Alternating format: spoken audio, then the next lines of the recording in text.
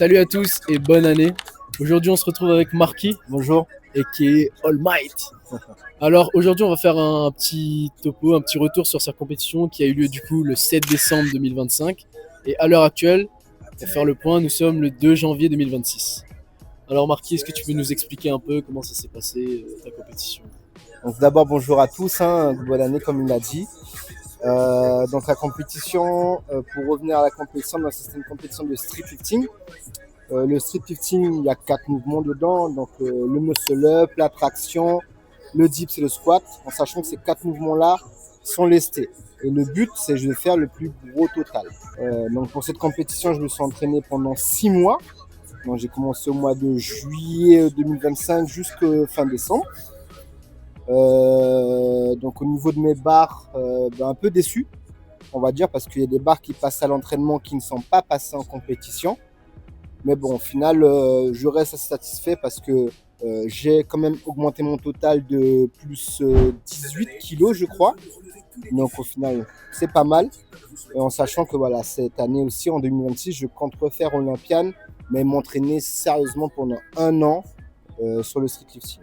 Tu peux nous rappeler ta catégorie en street lifting? Donc je suis en catégorie de moins 94 kg.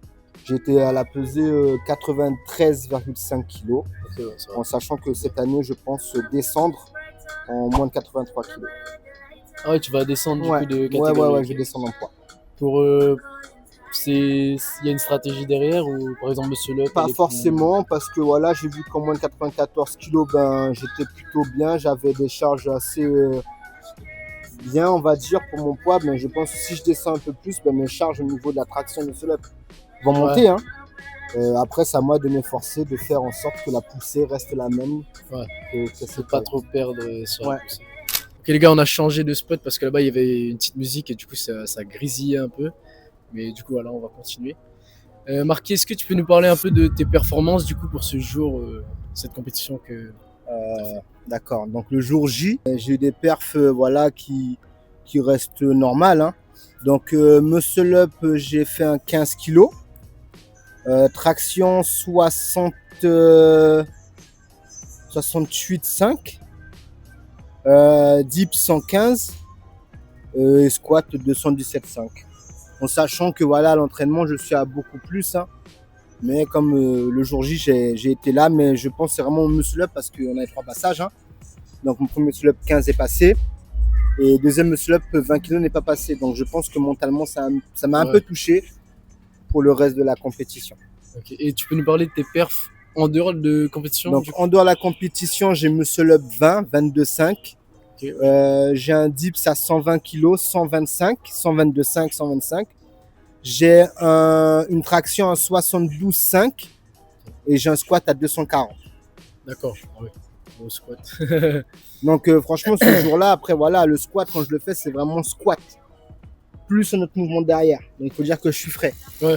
Et là, c'était à la fin, et donc du coup, mon nerveux a été un peu atteint. Ouais, c'est ça, en compétition, tu peux pas forcément refaire exactement les mêmes Voilà. Mais je trouve pas d'excuses. Je vais vraiment faire en sorte d'évoluer et de m'habituer à faire les mouvements avant de faire le squat ou de faire des grosses charges. Ouais, pour t'habituer à cette sensation. Ok, je comprends. Et niveau alimentation, comment tu as géré un peu, du coup, vu que tu as dit il y avait la sèche, etc., un peu de déficit avant la compétition? Donc, avant la compétition, je mangeais beaucoup plus de protéines. J'ai fait un mois cétogène, donc 0 glucides, pour venir taper un peu plus dans mes réserves. Pour ça, j'ai pu descendre assez bien en 1 mois, donc 4 kilos. Ensuite, j'ai remis les glucides en place, surtout après les gros entraînements. Donc lundi, mardi, je mettais des glucides. Mercredi, beaucoup moins. Jeudi, vendredi, glucides également. Et le samedi, beaucoup moins de glucides. Donc tous ces glucides complexes, patate douce, pommes de terre. Et full protéines, je ne prends pas de complément alimentaire au niveau protéique parce que je mange assez, entre guillemets, beaucoup de blanc de poulet, beaucoup de poissons. Mais ensuite, je prenais du collagène et de la créatine en complément. Donc collagène, c'est tout ce qui est tendineux. Et la créatine, c'est tout ce qui est musculaire. Donc j'étais assez optimal de ce côté-là. C'était vraiment au niveau du repos aussi. Des fois, malheureusement, de temps en temps, j'arrivais pas à dormir comme je devais parce qu'en tant qu'entrepreneur, c'est dur de dormir le soir. Mais mais du coup, voilà, ça c'est post-compète. Et le jour de la compétition, j'ai fait en sorte d'avoir mon apport en protéines le matin. Mon apport en glucides également, donc glucides assez lents. Hein. J'ai mangé 2-3 heures avant la compète. Je me suis réveillé vers 5-6 heures. Et ensuite, j'ai pris beaucoup de sucre rapide, donc tout ce qui est miel, galette de riz. Ouais. Ça, c'est le jour de la compétition. Le jour de la compétition, des choses assez légères à manger qui vont me permettre d'être assez performant. Ensuite, entre midi et 2, j'ai pas forcément trop mangé, mais mon erreur a été de rester debout tout le long de la compétition. Et je pense que c'est ce qui m'a fatigué pour tout ce qui est squat ou même dips. Je me suis pas posé forcément. Mais par rapport à ça, du coup, t'es passé l'après-midi?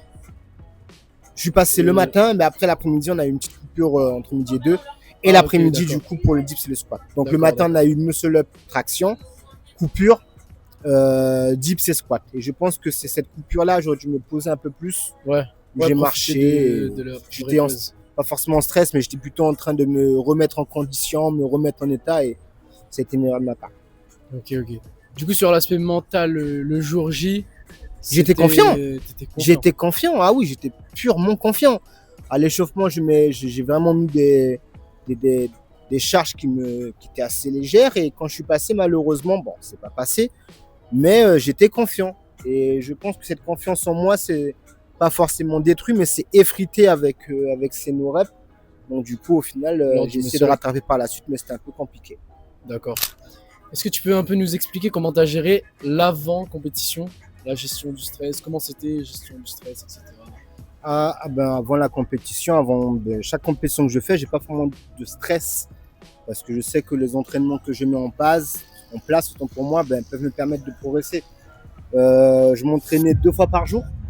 Je faisais les 2 gros mouvements le matin et l'après-midi, je revenais faire mon renfort 5 fois par semaine. Ensuite, j'avais vraiment si tu veux je te donne un peu plus de détails. Hein. Le lundi, c'était plutôt squat, traction. Le mardi, muscle up, dips avec justement le renfort en bas. Mercredi, là, c'était renfort plus cardio.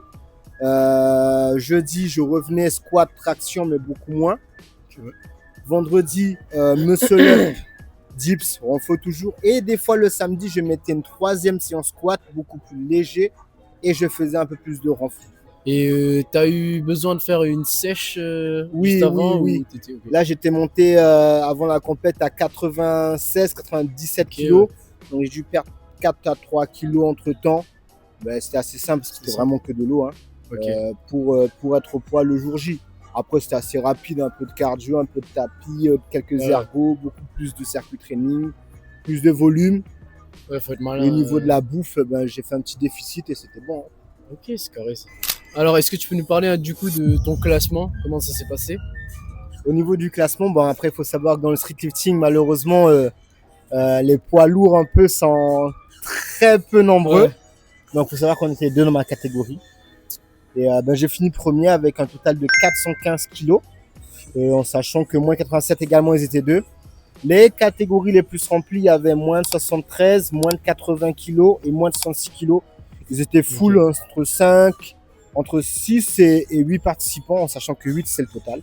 En vrai, généralement, c'est le poids moyen. C'est le poids moyen des individus. C'est le poids moyen des individus. Voilà. Donc, c'est sûrement pour ça. Qui font surtout cette discipline-là. Hein. Ouais. Donc voilà, donc j'ai fini premier, en sachant que mon adversaire il s'est très très bien battu du début jusqu'à la fin. Il a reçu beaucoup de barres, je pense, qui pour lui étaient nouvelles en plus. Donc franchement, félicitations à lui également.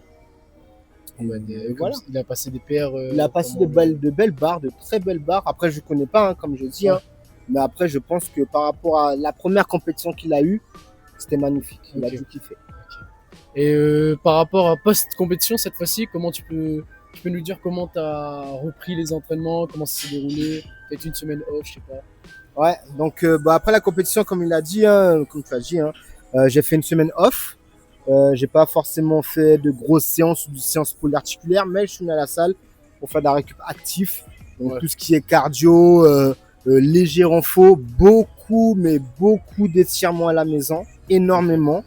Je me reposais bien. En plus, c'était le temps des fêtes, donc du coup, c'était parfait. Le repos était là. Et du coup, là, j'ai repris il y a 2 semaines. Là, j'ai commencé à remettre les squats en place, un peu lourd. Hein. J'ai commencé à mettre les dips. Muscle up, pas encore, hein, mais traction. Donc du coup, voilà, je reprends beaucoup plus en volume, beaucoup plus léger. Je fais Ouais. en sorte de mettre beaucoup plus d'intensité dans mes séances plutôt que 2-3 reps entre guillemets. Hein. L'intensité reste quand même un point de vue. Hein. Ça reste intense quand c'est lourd, mais quand c'est léger, ça reste intense également. Donc voilà, le post-compète, ça a été assez simple à gérer. Ok, bah c'est carré. Et là, tu as déjà fait ta programmation par rapport à la prochaine compète? Ouais, Donc, ma programmation est déjà prête, pas par rapport à ma prochaine compète, oui, mais par rapport déjà à ce mois-ci et le mois prochain. Ouais. J'ai ma pro qui est déjà, tu sais déjà ce que tu vas je faire. sais déjà ce que je vais faire, je sais déjà ce que je vais effectuer, sur quel point améliorer. Donc ça va être travailler tous ces 2-3 mois qui vont suivre. Et on verra par la suite pour savoir évoluer, en sachant que je me suis équipé également, j'ai acheté des équipements pour. Donc on verra par la suite. D'accord, ok. Ok les gars, du coup voilà, c'est le récap qu'on vous avait promis avec Marquis au sujet de la compétition. La WAR, c'était l'édition numéro 2. 3, pardon. T'inquiète pas. L'édition numéro 3 de la WAR. Et voilà, j'espère que vous avez apprécié cette petite vidéo sur sa compétition. Sachez que Marquis est coach sportif. Si jamais vous avez besoin d'un coach sportif, tu proposes quoi comme offre Des offres de coaching sportif, individuel, des programmes sportifs. Après également, il y a la page Ultra également à suivre, hein, parce qu'il y a également de bons jeunes qui arrivent, de jeunes coachs, de jeunes athlètes qui méritent vraiment d'avoir la lumière sur eux. Donc n'hésitez pas à suivre la page Ultra. Vous serez informés de tout ce qui va se passer, en sachant que voilà, cette nouvelle année va nous permettre de nous développer un peu plus. Et avec Shonen, j'espère, parce que Shonen, mine de rien, c'est une très belle mentalité aussi. Donc voilà. Bah, les gars, je vous dis merci d'avoir regardé jusque-là et à plus.